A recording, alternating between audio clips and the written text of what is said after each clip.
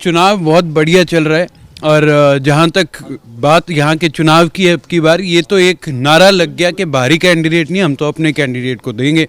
और जो जींद का अब की बार माहौल है, बहुत बढ़िया माहौल है।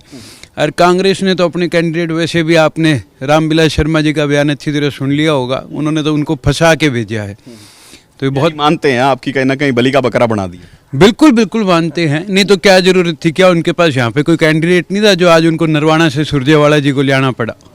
हमने तो यहाँ का घर का कैंडिडेट दिया। और ये चुनाव ऐसा चुनाव है जो कि अब की बार एक कुबेर और किसान का चुनाव है।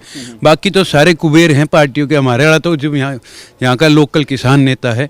और आज का नहीं, पहले भी जिला परिषद में उन्होंने किया है, सामाजिक तौर पर लोगों के साथ दुख सुख में आते जाते रहे हैं। बाकी कैंडिडेट तो अभी अभी आए हैं, उनको तो लोगों से जुड़ने में समय लगेगा। लेकिन कहीं ना कहीं दावे सभी जीत के कर रहे हैं। किससे मुकाबला मानते हैं अपने कैंडिडेट का? हम किसी से मुकाबला नहीं मानते, वो तो उन तीनों को मुकाबला करना है अब कि भाई उनमें से दूसरा, तीसरा और चौथे नंबर पे कौन सा रहेगा। कहीं ना कहीं जजपा की बात करें, उनके उम्मीदवार भी चुनाव मैदान में, और पार्टी से अलग होने के बाद वो भी अपनी बिसात बिछाते नजर आ रहे हैं। कहीं ना कहीं ग्राउंड रियलिटी ये चुनाव उनकी भी निर्धारित करता नजर आएगा। किस तरह देखते हैं उनकी दावेदारी? मैं आपको कह तो रहा हूँ, बाकी तो सारे शहजादे आए हैं, ये तो अब की बार एक लोकल किसान नेता आया है। और जिस प्रकार आज से नहीं, हमारी पार्टी ने हमेशा से लोगों के बीच में सामाजिक तौर पर उनके साथ जुड़ा हुआ कैंडिडेट देने का काम करे। ये प्रथा चौधरी देवीलाल जी के समय से चलती आई है।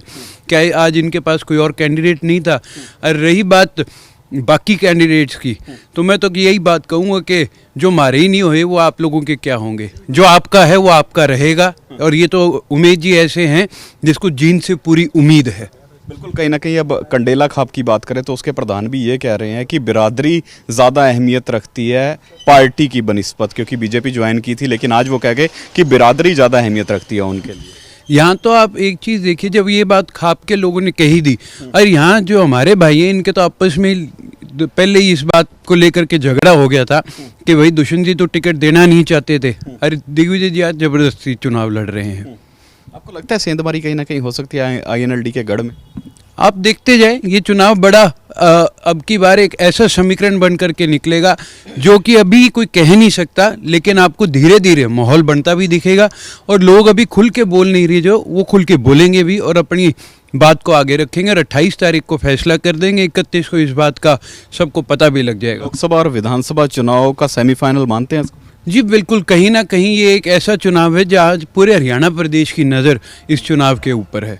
बिल्कुल। देखिए, ये थे करण चौटाला, जिनका सीधे तौर पर कहना है कि जो हमारे नहीं हुए वो और किसी के क्या होंगे। एक बड़ा तंज जो है वो कहीं ना कहीं जजपा नेताओं पर इन्होंने कस दिया। इसके अलावा कई मुद्दे हैं जिसको लेकर INLD और बसपा जो है इस बार चुनाव मैदान में है। भीतरी बनाम बाहरी की जंग भी ये बनती नजर आ रही है। तो देखना यही होगा कि 28 तारीख को यहाँ की जनता किसके सिर पर जीत का ताज बिछाती है।